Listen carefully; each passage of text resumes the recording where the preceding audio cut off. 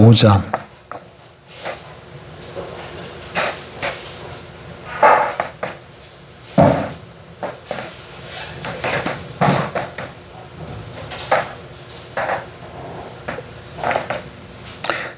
(16절)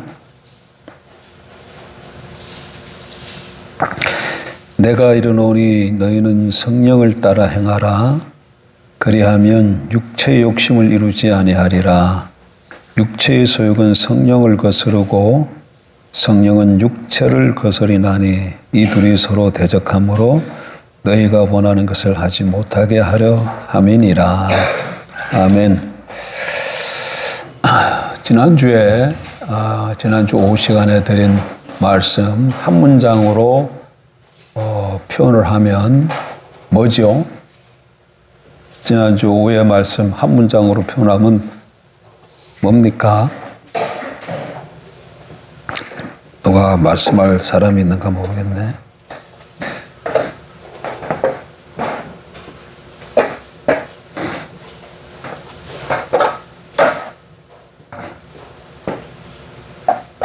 지난주에 무언 내용을 나누는가 그거조차가 기억을 못 하시는 거지.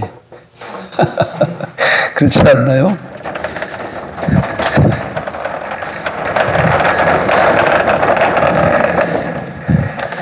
지난주 오후에 우리가 무슨 말씀을 나눴죠? 예? 무슨 말씀을 나눴다고? 뭔 얘기를 나눴나요?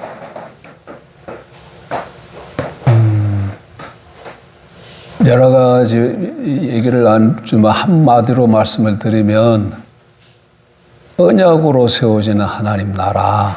하나님 나라는 뭘로 세워진다? 언약으로 세워진다. 그렇게 말씀드렸어요. 언약. 그러니까 하나님이 우리는 지금 언약 얘기하면 사람과 사람 사이에 맺는 언약을 말하는 게 아니죠. 우리 언약은 하나님과 사람 사이에 맺는 언약만 살펴보는 겁니다.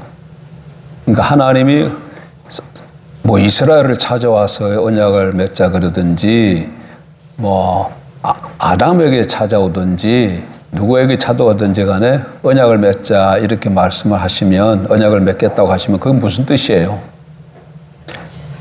예? 같이 살자. 같이 살자에 꽂혔구나. 권사님은 같이 살자에. 아니 언약으로 언약을 맺자 이 얘기는 같이 살자. 결혼하자. 결혼에 그런 식으로도 얘기할 수도 있고, 뭐 입양으로 볼 수도 있는데, 주된 개념이 조약 관점에서 보는 것이 중요하다 그랬잖아요. 그래서 백성을 내가 너의 하나님 노릇 해주마. 너를 내 백성 삼아주마.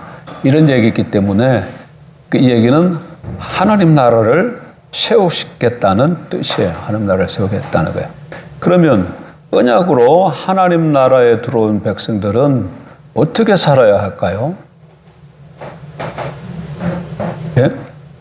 언약으로 하나님 나라에 들어온 백성들은 어떻게 살아야 될까요? 언약을 맺으면 항상 언약 두 상대방 사이에는 의무와 책임이 따른다 그랬잖아요. 의무와 책임이 따르는데 구약 시대 때는 이 의무와 책임이 이스라엘과 하나님의 언약을 맺었을 때 이스라엘이 하나님이 되어서 의무와 책임을 해야 될 것이 뭘로 나타났다고? 언약법으로 주어졌다 그랬잖아. 율법으로 주어졌어요. 그래서 구약 이스라엘 백성들도 하나님 나라 백성이죠. 그 사람들은 그래서 어떻게 살아야 된다고? 율법을 따라 살아야 돼. 율법을 따라. 율법을 지키면서 살아야 된다는 거예요. 근데 율법을 안 지키면 어떻게 돼요? 하나님 나라에 들어와서 율법을 안 지키게 되면 상벌이 따른다 그랬잖아. 그래서 율법을 잘 지키면 하나님이 주신 땅에서 번영하지만 율법을 잘 지키지 못하면 언약법을 지키지 못하면 벌이 주어지고 예를 들면 뭐 기근이 오든가 전염병이 돌든가 전쟁이 일어난다든가 등등 이게 다 뭐예요? 언약을 지키지 못해서 온 하나님의 심판이에요. 그러니까 구약시대 때 이런 여러 가지 일어나는 것이 그러니까 그걸 항상 우리는 구약을 무언 관점에서 보는 거야. 그런 거 전부 다. 언약의 관점에서 보고 하나님 나라 관점에서 보는 거예요. 그냥 비가 안 왔다. 그래서 기근이 들었다. 이웃 나라가 그 이스라엘을 땅을 영토를 빼앗기 위해서 쳐들어왔다. 이렇게만 보고 이해하면 성경을 제대로 보는 게 아니야. 성경은 그게 아니야. 모세 오경 이후에 이스라엘의 모든 역사는 모세에 의해서 좌우되는 거예요. 이스라엘 백성들이 언약을 어떻게 지켰느냐에 따라서 그들의 역사가 올라갔다 내려왔다 이렇게 되어져요. 네. 그렇게 보는 거예요. 이걸 갖다가 학자들은 신명기적 사관이라 이런 말을 써요. 뭐, 신명기적 사관이었던 그런 건 몰라도 상관없고, 언약에 대해서 어떻게 했느냐에 따라서 그들의 삶이 좌우된다. 그 얘기예요. 근데 이스라엘 백성들은 언약을 잘 지켰습니까? 잘 지켰지 않았죠. 크게 죄가, 뭐 여러 가지 죄가 있지만 가장 큰 죄 두 가지를 꼽으라면 뭐가 있을까요? 하나는 우상숭배 행거하고 또 하나는 강대국을 쫓은 거예요. 뭐라고요? 강대국을 쫓은 거야. 물론 과부와 과를 돌보지 아니하고 여러 가지 저울 추를 쏘기고 등등 이런 것들도 다 잘못한 것이고 죄입니다. 그럼에도 불구하고 이스라엘에게 아주 그 나라가 망한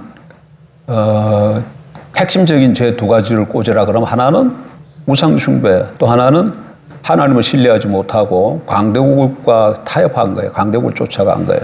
이래서 결국은 그들이 어떻게 됩니까? 계속해서 언약을 지키지 않으면 하나님이 주신 땅에서 어떻게 된다 그랬어요? 추방당한다. 그래서 추방당한 거예요. 그래서 어디로 갔어요? 바벨론 포로로 잡혀간 거예요. 왜 바벨론 포로로 잡혀갔느냐? 왜 이스라엘 백성들이 바벨론 포로로 잡혀가냐? 언약을 지키지 않으면 땅에서 어떻게 된다고 말씀하셨기 때문에 추방한다고 성경이 나와 있어. 그래서 그렇게 되어진 것이죠. 그럼에도 불구하고 그들이 다시금 시온 예루살렘 가나안 땅으로 돌아올 수 있었던 건 뭐죠? 하나님이 그들이 법을 지키지 않아서 그래서 노예로 붙들려 갔지만 그럼에도 불구하고 그들이 하나님의 백성이기 때문에 하나님이 뭐 해주셔야 돼? 하나님 노릇 해주셔야 되기 때문에 하나님의 이름과 명예가 걸려있기 때문에 그를 다시금 돌아오게 하신 것이죠. 어쨌든 지금 중요한 거는 하나님의 백성들은, 하나님의 언약 백성들은 어떻게 살아야 되냐면 언약법을 따라 살아야 돼요. 그에 따라 그들의 삶이 좌우됩니다. 그러면 신약 시대에 있어서 언약법은 뭘로 나타났다고요? 성령으로 나타났어요. 성령. 로마서 확인합시다. 로마서 7장.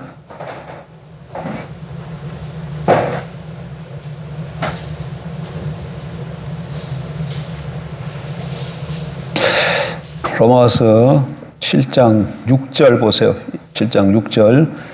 같이 보십시다. 이거는 247쪽, 247페이지시냐. 로마서 7장 6절 같이 봅니다. 이제는 우리가 얽매였던 것에 대하여 죽었으므로 율법에서 벗어났으니 이러므로 우리가 영의 새로운 것으로 섬길 것이요 율법 조문에 묵은 것으로 아니할지니라. 우리는 뭘로 섬겨요? 예? 영의 새로운 것으로. 또 8장 1절 보세요. 8장 1절. 그러므로 이제 그리스도 예수 안에 있는 자에게는 결코 정죄함이 없나니 이는 그리스도 예수 안에 있는 생명의 성령의 법이 죄와 사망의 법에서 너를 해방하였습니다. 그래서 우리는 생명의 성령의 법으로 신약 백성들은 사는 거예요. 살아야 되는 거예요. 그러니까 신약 시대 새 언약 백성들 하나님 나라의 백성들을 어떻게 살아야 된다고요? 성령을 따라 살아야 돼. 성령의 법으로 살아야 돼요. 우리는 율법으로 살지 않습니다. 그런데 자꾸 오늘날에도 율법을 따라 살아야 된다고 얘기하는 사람들이 가끔 나와. 그러면 그 사람은 어느 시대 사람이에요? 구약시대 사람이에요. 왜 하나님이 이 성령의 법을 주셨는가를 몰라. 율법은 하나만 어겨도 이제까지 율법을 다 지켜왔다 할지라도 오늘 율법 하나를 딱 어기면 어떻게 돼요? 이제까지 지켜온 것이 아무 소용이 없어요. 그러니까 사람이 율법을 지킬 수 있어요, 없어요? 없어요. 왜 율법을 지킬 수 없는가? 우리 안에 뭐가 있기 때문에? 육체가 있어서 그래요. 지금 바울은 갈라디아서는 그걸 육체의 소욕이라 이렇게 표현하고 있어요. 육체의 소욕이 있기 때문에 그래요. 믿지 않는 사람들의 마음은 믿지 않는 사람들의 이거 마음은 지금 이제 신약 시대입니다. 신약 시대에 이방인들의 마음은 뭐가 있을까요? 육체의 소욕만 있어. 뭐만 있다고요? 육체의 소욕만 있어. 육체의 소욕. 이 육체의 소욕은 자기 마음과 생각이 원하는 대로 사는 거예요. 그러니까 에베소서에 하면 어떻게 산다고? 자기 생각대로 사는 거야. 자기 마음대로 생각. 좀 저거하게 표현하면 지 꼴리는 대로 사는 거야. 지 마음이 향하는 쪽으로 그렇게 사는 거예요. 예. 그러니까 여기는 지 마음대로 살기 때문에 이 사람 삶은 주인이 누구예요? 자기예요. 그래서 자기가 왕되어 사는 거예요. 자기가 왕이야, 자기. 이거 누구다? 이방인들이에요. 안 믿는 사람들. 그러나 예수 그리스도를 믿고 영접한 사람들의 마음은 이제 예수 그리스도를 믿고 영접하게 되지면 뭐가 주어져요? 성령이 임하여, 성령. 그래서 성령이 우리에게 주는 마음이 있어. 그거를 성령의 소욕이라 이렇게 표현해서 성령의 소욕. 근데 이 성령의 소욕만 있냐면 우리도 아직도 이게 남아 있어요. 옛자의 성품인 육체의 소욕도 아직도 뭐 하고 있다? 이게 우리 마음속에 이게 두 개가 있는 거야. 두 개가 있어. 근데 우리는 어떻게 살아야 된다고? 신약 시대 하나님의 백성들의 삶의 원리는 뭐라고요? 성령이야. 이거 여러분 내가 막 목사들하고도 만나서 얘기해보고 또 그러니까 일반 성도들은 그만두고 내가 목사들하고도 얘기하는데도 이걸 정확하게 아는 사람이 많지 않아. 알아도 또 성령을 따라 산다고 그것도 성경에 기록되어 있으니까 말은 못하고 알아도 그게 어떻게 하는 건지를 몰라. 그래서 이게 심각한 겁니다. 이게 심각한 거예요. 신약 백성들의 삶의 원리는 뭐다고? 성령입니다. 뭐예요? 성령이야. 성령은 인격체예요. 성령은 누구라고요? 하나님이신데 그분은 인격체예요. 인격체다는 말은 뭐예요? 우리랑 뭐가 가능하다는 얘기예요? 교제가 가능하다는 거예요. 교제가 가능하다는 얘기예요. 인격체라는 말은 교제가 가능하다는 얘기예요. 그런데 그 성령, 인격체이신 성령 하나님이 우리 마음속에 와 계시다. 그 얘기면 그분하고 우리가 뭐가 가능하다는 거예요? 교제가 가능하다는 거예요. 그래서 우리가 성령을 따라 살아갈 수 있는 거예요. 성령이 단순히 기운이나 힘이나 파워면은 우리가 성령을 따라 살려고 해도 교제가 가능하지 않기 때문에 성령을 따라 살아갈 수가 없어요. 그러나 그분은 무엇이다? 인격체예요. 좀 더 정확하게 표현하면은 신격체라고 표현을 해야 되겠지. 신격체라고 표현하겠지. 어쨌든 우리가 잘 이해할 수 있도록 성령이 인격체시겠고 그분 하나님이시기 때문에 그분이 우리에게 감동을 주시고 말씀하시기 때문에 그분의 음성을 듣고 살아가는 것이 신약시대 하나님 백성의 삶의 원리야. 그게 그렇게 살면 어떻게 돼? 단계적으로 나가야지. 언약에는 책임이 있고 세 번째는 뭐가 있다? 상벌이 따른다 그랬잖아요. 상벌이 따른다 그랬잖아요. 그러니까 성령을 따라 우리가 살게 되면 하나님 우리에게 뭐 주시겠어요? 상 주시지. 상 주시기지. 그래서 성령을 따라 살아간다. 그 얘기는 다르게 표현하면 내 삶이 누구 지배 아래 있다는 거예요? 하나님이 지배 아래 있다는 거예요. 그럼 내 삶이 뭐라는 거예요? 하나님 나라가 임하는 거예요. 그래서 단적으로 나타나는 게 지금 나의 현재의 삶의 어떤 현재 환경이나 이런 건 그대로 있어요. 전혀 지금 전혀 문제가 생겼어요. 문제가 생겨서 지금 어떤 문제, 무슨 문제를 할까? 사업하니까 사업이 지금 막 힘들어졌다고 해. 사업이 막 힘들어져가지고 자금이 회전이 돼야 되는데 자금이 회전이 안 돼가지고 이렇게 문제가 생겼대. 그럼 내가 성령으로 따라 살면 지금 이 문제가 안 풀려. 그래 지금도 그대로 있어요. 그럼에도 불구하고 무슨 일이 벌어질까? 로마서 14장에 나와 있는 것처럼 하나님 나라는 하나님의 통치 아래 있으면 하나님 나라는 이게 푸는 거예요. 하나님 통치 아래 있으면 하나님을 왕으로 섬기면 하나님의 음성을 듣고 성령의 음성을 듣고 살아가면 이 말이야. 뭐가? 아니 지금 내가 앞에 뭐라 그랬어요? 하나님의 나라는 그랬잖아. 하나님의 나라는 어떡하냐? 하나님의 통치 아래에 있으면, 이게 지금 하나님 나라가 뭔가를 내가 지금 풀어주는 거 아니에요. 하나님 나라는 하나님 통치 아래에 있으면, 다시면 하나님을 왕으로 모시면, 성령에 따라 살아가면, 이게 다 이렇게 생각하면 뭐 한다는 거예요? 이게 다 하나님의 나라는 거예요. 하나님의 나라예요. 그러면 어떻게 된다고? 성령 안에서 의와 평강과 희락이라. 당장 내 심령 속에 의와 평강과 희락이 넘쳐. 일단 문제가, 환경은 그대로야. 그래서 의와 평강과 희락이 있기 때문에 환경이 열리지 않았음에도 불구하고 이 일로 인해서 두려워하거나 염려하거나 걱정하거나 막 고민하거나 그러지 않는다는 거예요. 또 염려하지도 않고. 물론 또 사람인지라 조금 이렇게 요동칠 수는 있어도 성령이 따라 지배 아래 있으면 하나님이 우리 심령을 주장하기 때문에 의와 평강과 희락으로 넘치게 되어지고, 그리고 계속해서 그 가운데 하나님이 말씀을 쫓아가면 이 현실도 어떻게 돼요? 열리게끔 돼 있어요. 하나님 때의 하나님 방법으로. 그러니까 이걸 우리는 뭐라고 표현한 거냐? 그걸 뭐라고 표현했다? 상이라 표현한 거야. 뭐라고? 상. 벌이 주어진다 그랬잖아. 상이라고 표현을 한 거예요. 벌 그러면 이걸 심판이라고도 지금 표현도 하고, 이것도 저주라는 말도 쓰고 이렇게 다 쓰잖아. 뭐 추방이라는 말도 쓰고, 이게 다 뭐라는 거야? 벌이에요, 벌. 상이라 그러면은, 상 그러면 맨날 우리는 뭐 생각해요? 뭐 잘 되고 뭐 이거 환경적으로 이런 것만 생각하는데, 뭐 그런 것도 다 되지만 가장 한 거는 내 심령 안에 하나님의 생명으로 넘쳐 은혜가 부어지고, 그리고 또 그렇게 살다 보면 내 주위의 생명이 흐름으로 사망의 그림자가 없어질 수밖에 없어요. 생명이 흐르면 사망의 세력은 물러갈 수밖에 없어. 물러갈 수밖에 없어요. 그래. 그래서 우리는 항상 우리 삶이 뭘 따라 살아야 된다?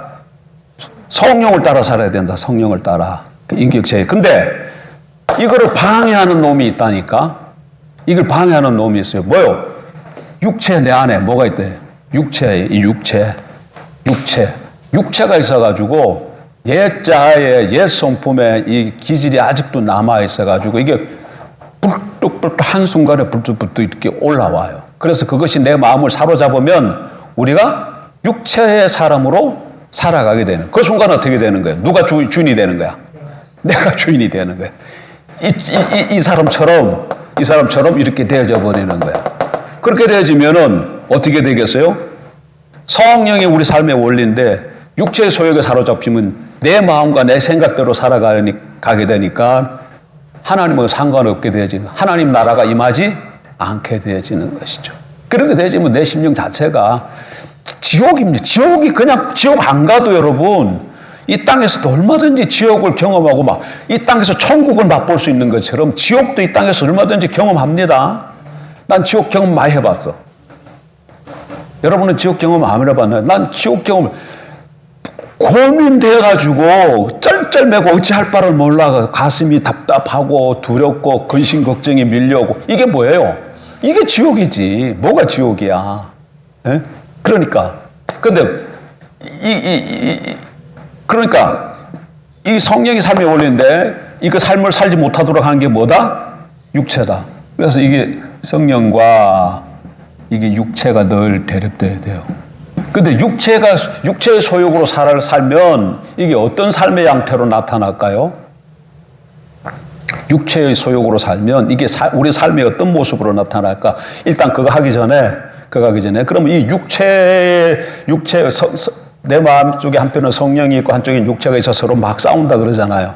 그럼 어떻게 하면 성령으로만, 우리가 성령의 소욕으로만 살아갈 수 있을까요? 본문이 얘기를 하고 있어요. 한번 보세요. 16절, 내가 이르노니 너희는 성령을 따라 행하라. 그리하면 육체의 욕심을 이루지 아니하리라. 17절, 육체의 소욕은 성령을 거스르고 성령은 육체를 거스리나니 이 둘이 서로 대적하므로 너희가 원하는 것을 하지 못하게 하려 함이니라. 16, 17절에 하면 우리 심령 속에 육체의 소욕과 성령의 소욕이 서로 막 싸운다. 17절 말씀이죠. 그런데 내가 성령의 소욕으로 살아가려면 어떻게 한다고요? 16절에 답이 나와 있잖아요. 어떻게 말하고 있어요? 내가 이르노니 너희는 성령을 따라 행하라. 그리하면 육체 욕심을 이루지 아니하리라.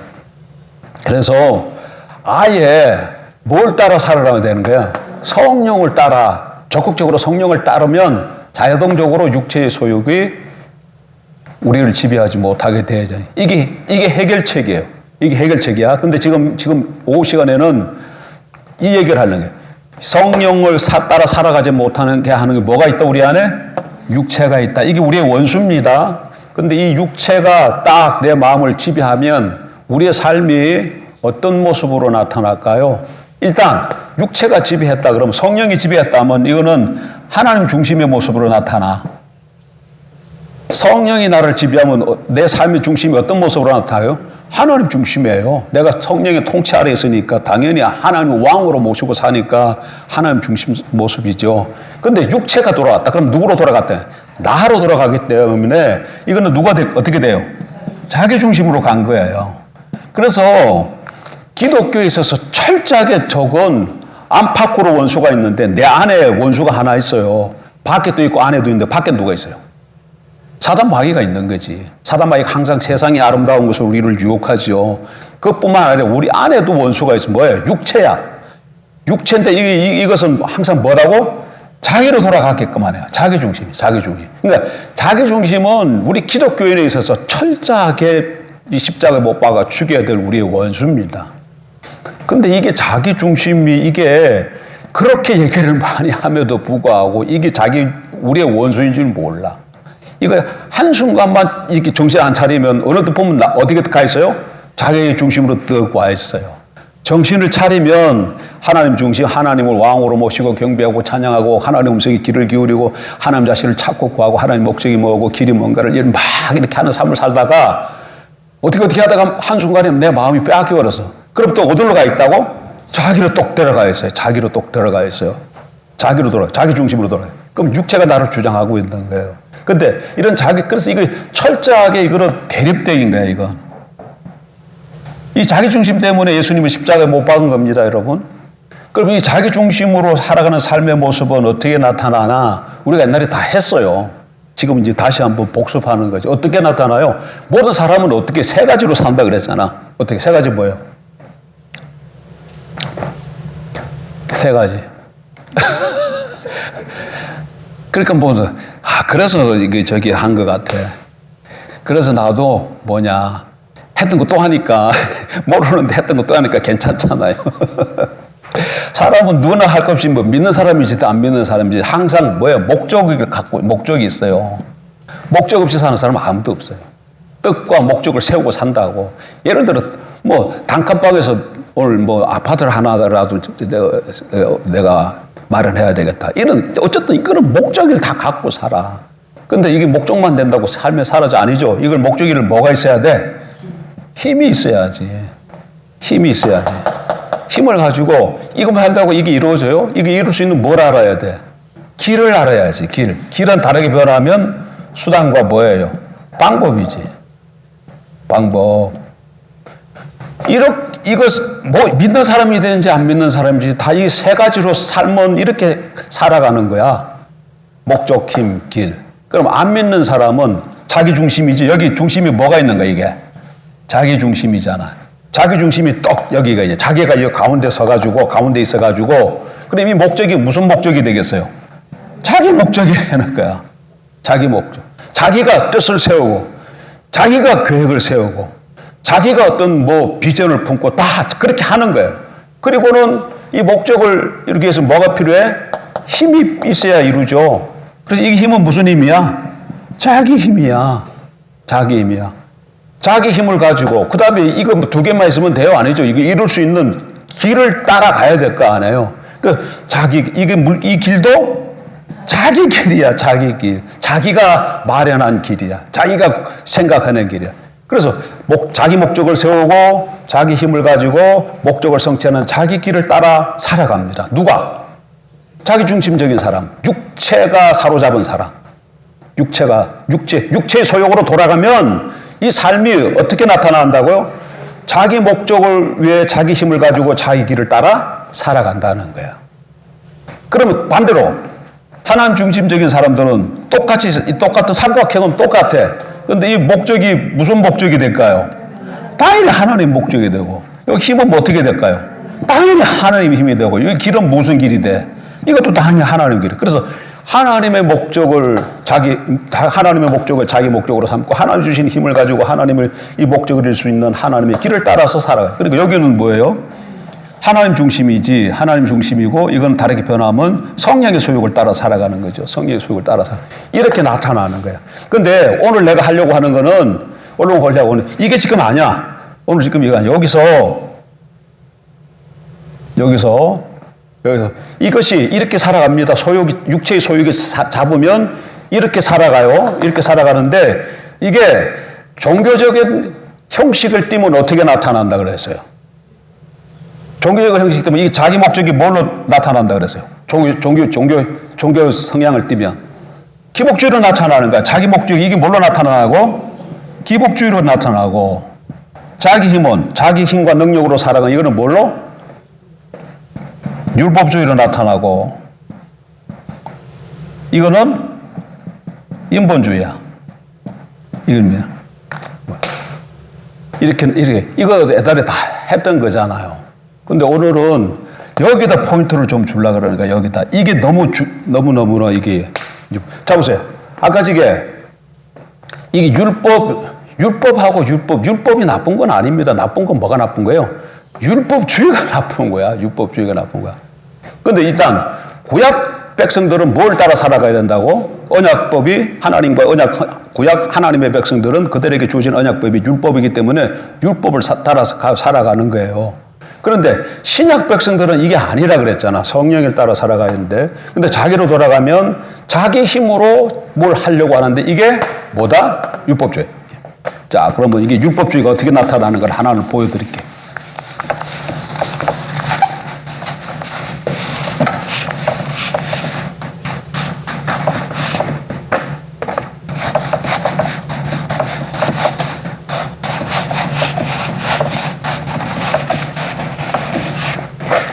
누가복음 18장.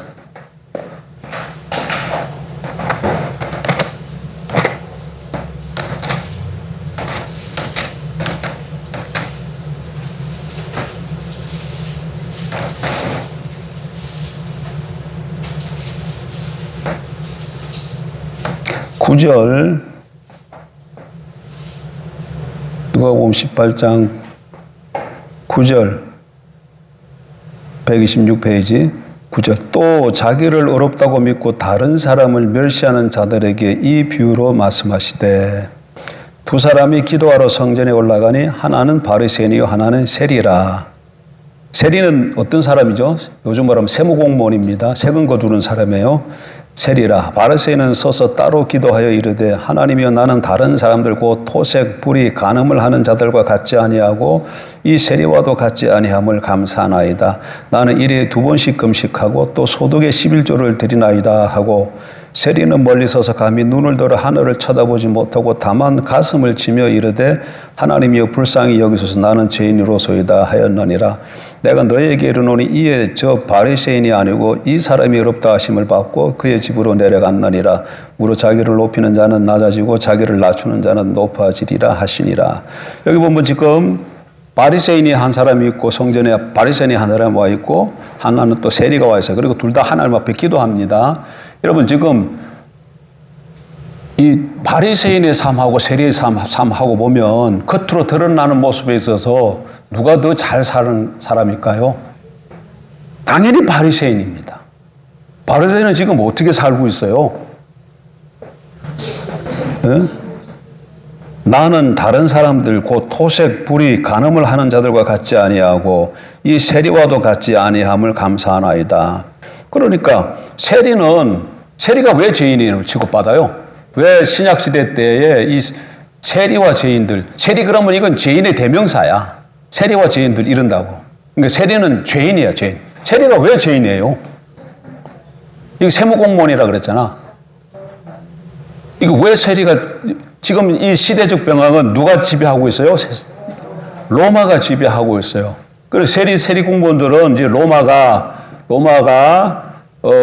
이스라엘 그 나라에게 이제 그럼 뭐 예를 들어서 1억이라고 하죠.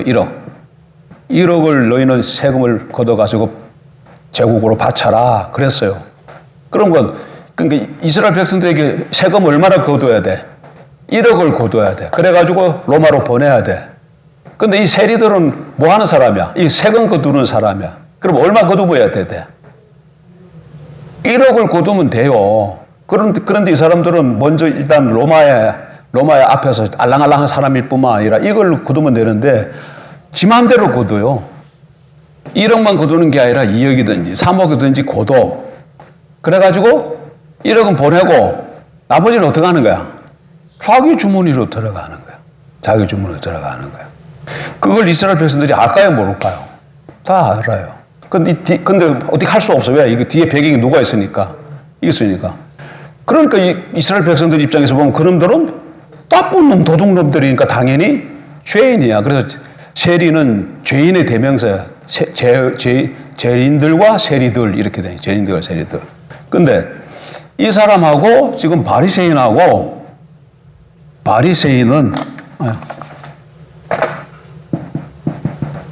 바리새인들은 당연히 이스라엘 백성들한테 존경받는 선생님들입니다. 생활도 나름대로 겉으로 보기에는 거룩하고 경건하게 살아가고. 근데 오늘 둘 다 지금 하나님 앞에 가서 성전에 가서 기도하는데 바리새인 누가 하나님 앞에 어렵다고 받았다는 거예요?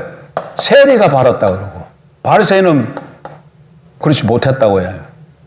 뭐가 문제입니까? 뭐가? 이 세리는 보면 하나님 앞에 나와서 나는 죄인인 것을 고백하고 눈을 들어서 하나님 쳐다보지도 않고 가슴을 치고 울면서 나는 죄인으로서이다. 나를 긍휼히 여겨 주옵소서. 이러고 돌아갔고 바리새인은 뭐 하고 있어요? 나는 불의하고 토색하지 않고 저 바리새인과 같지 않았고 일회에 뭐 어떻게 됐지? 일회에 2번 금식하고 소득의 11조를 드리고 막 이런 것들을 그게 다 뭐예요? 그 지금 막 쭉 나열한 게 그게 뭐예요? 한마디로 말하면 다 뭐예요? 자기가 한 행위잖아요. 이런 저런 것을 하나님 앞에 쭉 이렇게 아뢰었어요. 요 바리새인이 하는 행위가 이게 율법주예요. 바리새인이 하는 거. 그러면 바리새인의 이런 행위들 자체가 해서는 안 되는 행위예요. 그거는 우리가 해야 될 행위야. 근데 뭐가 문제야? 뭐가 문제예요? 뭐가 문제냐고. 그러니까 이게 그러면 율법주의를 정확히 모르면 그건 뭐 이렇게 저렇게 이런 저런 행위를 하지 말아야 된다는 얘기야? 뭐지? 자꾸 이게 하는데 잘 들어야 돼. 잘 보셔야 돼. 이 행위 자체가 문제가 아니야. 뭐라고요? 행위 자체가 문제가 아니에요. 뭐가 문제냐면 이런 행위를 가지고 어떻게 하는 거예요? 이런 행위를 가지고 하나님 앞에 서려고 하는 거야. 행위를 내가 뭐 기도를 몇 시간씩 하고 건축을 얼마씩 하고 성교를 얼마 하고 뭐를 얼마 하고 그거 잘한 거야 못한 거야? 잘한 거야. 잘한 겁니다. 그렇게 하세요. 근데 하나님 앞에 섰을 때 이런 행위 행한 거 가지고 하나님 앞에 더 보여주면서 하나님 제가 이런 행위를 했습니다. 그러면서 뭐 하는 거예요? 뭘 요구하는 거예요? 하나님 앞에 날 인정해 주시고 하나님의 복을 주세요. 이런 행위 가지고 자꾸 하나님 앞에 서려고 하는 게 이게 율법주의야. 이게 율법주의예요. 하나님의 것은 여기 하나님이 계십니다. 여기 하나님이 계신데 이 바리새인은 자꾸 이 행위 가지고 하나님 앞에 서고 그래 내가 이렇게 했지 않습니까 하나님? 그래서 나를 긍휼히 여겨주시고 뭐 자기가 바라는 게 뭐가 있으면 돈도 좀 주시고 사업이 열리게 해주시고 병이 걸렸으니 병도 낫게 해주시고 좀 이렇게 해주세요. 이렇게 할 때 그럼 뭐라고 그게? 그게 율법주의야.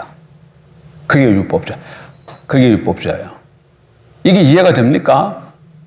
근데 한국 교회는 이게 율법주의인데도 이게 율법주의인지 모르고 너무나도 우리 교회뿐만 아니라 모든 대부분 교회가 다 이게 쑥 들어와 있어요.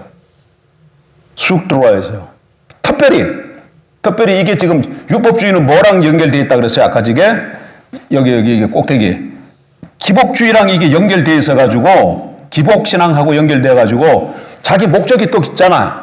예를 들어 지금 아까 사업이 힘들다 그랬잖아요. 그럼 사업 문 여는 거 내가 바라는 게 지금 뭐예요? 사업 문을 여는 거야. 사업 문을 여는데 하나님이 문을 열어주세요 했는데 어떡하지? 그랬을 때 이 사람 어떻게 율법주의는 어떻게 할까요? 어떻게? 그러니까 그게 실제 삶 속에서 어떻게 나타나냐고. 실제 삶 속으로. 보통 이런 문제가 생기면 사람들이 어떻게 얘기하냐면 하나님 제가 금식을 하겠습니다. 또 새벽제단을 쌓겠습니다. 새벽제단 쌓는 거 금식하는 그 자체가 틀린다는 게 아니에요. 그걸 하고 뭘 어떻게 하겠습니다. 또 하나님이 만약에 해주면 내가 이렇게 하겠습니다. 이런 조건을 내걸거나 하나님의 긍휼을 얻기 위해서 자기가 이런저런 일들을 행하는 거예요. 그리고 그거 바탕 위에 서서 나를 긍휼히 여기주옵소서 이렇게 나가는 거예요. 그거 율법죄예요. 그거 율법죄예요.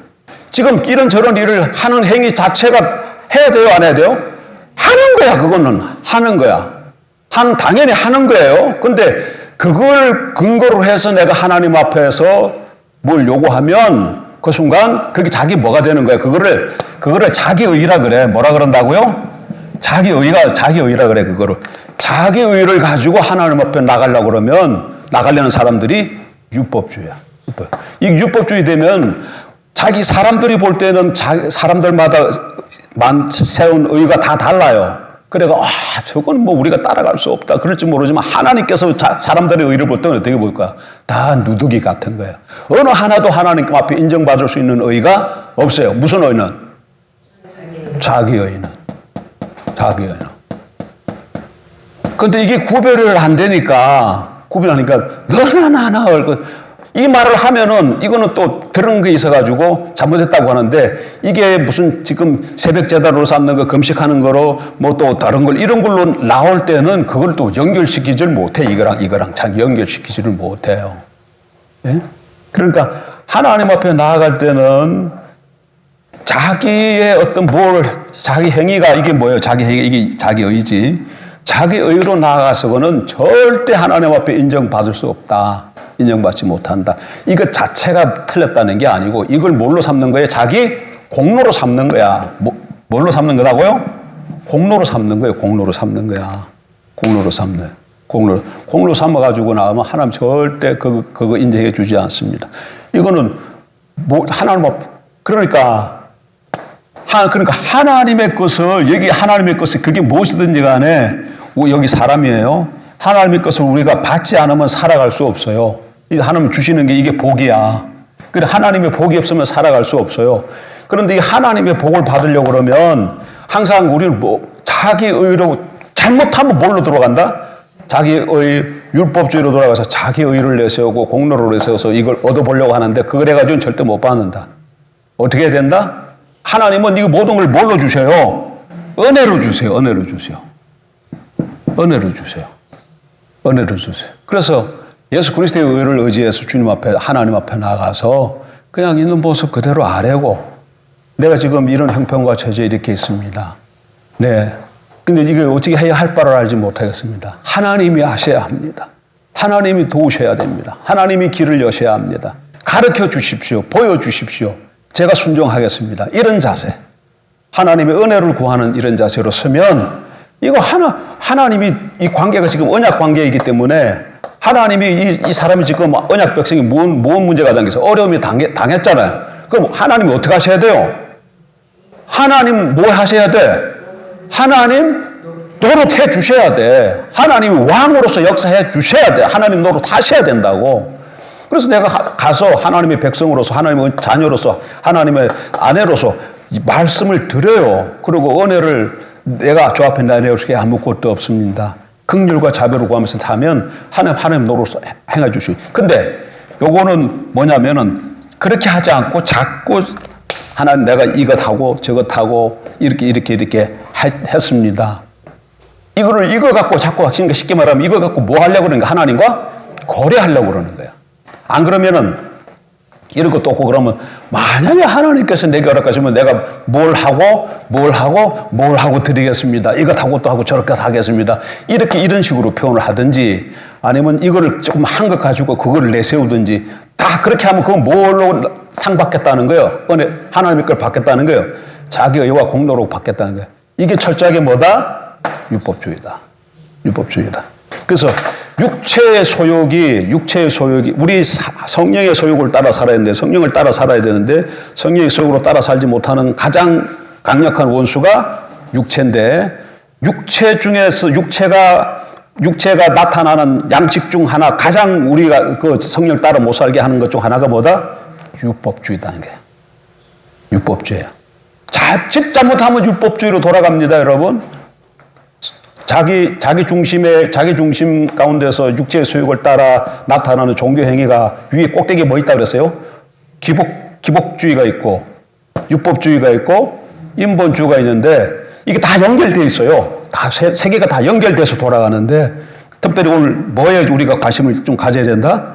이 율법주의에 관심을. 그러니까 하나님 앞에 설 때는 그냥 하나님 예수 그리스도의 공로로 말미암아 우리가 언약을 맺고 뭐가 됐어요? 하나님의 백성이 됐잖아요. 백성이요. 백성으로서 하나님 앞에 서서 그냥 하나님을 아뢰고 구하고 은혜를 사모하는 가운데 아뢰고 구하면 하나님이 우리의 왕이시고 하나님 노릇해 주셔야 되기 때문에 당연히 응답해 주신다. 그것만 기억하시면 돼. 그러니까 근데 뭐가 문제냐면 내가 아무것도 안 했는데도 이렇게 해서 하나님 앞에 나가도 될까? 마귀는 항상 그걸 속삭여. 야, 네가 하나님 앞에 나가는데 그래도 그렇게 가지고 어디 하다 못해 뭐 이거라도 좀 하고 저거라도 좀 해서 그래야지 하나님이 긍휼히 여기주시지 않겠냐? 그 말이 또 솔깃하잖아. 그렇잖아요. 그 말이 그래 누가 앞에 어른 찾아가는데 어떻게 그래 그냥 아무것도 없이 그냥 찾아갈 수 있어. 그래야지 뭐지 하다 못해 음료수를 한 병 사들고 가야지. 어떻게 그렇게 갈 수 있어? 하나님 앞에 나가는데 어떻게 하나님 앞에 나가는데 마귀의 소리예요. 마귀의 소리입니다. 하나님 그냥 예수 그리스도 의지해서 긍휼히 여기달라는 마음, 그 사모하는 은혜를 구하는 사모하는 마음으로 가서 서면 그거 하나로 만사 오케이. 그렇다고 이런 행위들을 하지 말라는 게 아니라 하라는 얘기예요. 근데 이거 잘못 들어놓으면은 아무것도 안 하는 사람이 될 가능성이 있어요. 잘못 들으면. 그게 문제야. 그게. 제가 설교한 게 이것도 저것도 하지 말라고 했습니까? 아닙니다. 뭐 하지 말라는 거예요. 그거를 자기 의로 삼지 말라는 거지. 뭐 철야할 수 있으면 철야도 하고 금식할 수 있으면 금식도 하고 이것도 하고 저것도 하고 다 해. 그것도 뭘 따라서 자기 마음대로 자기 생각대로 하는 게 아니라 성령이 말씀하시는 것을 따라서 이것도 하고 저걸로 다 해. 그래 놓고 그것이 자기 의가 되지 않도록 해야 돼.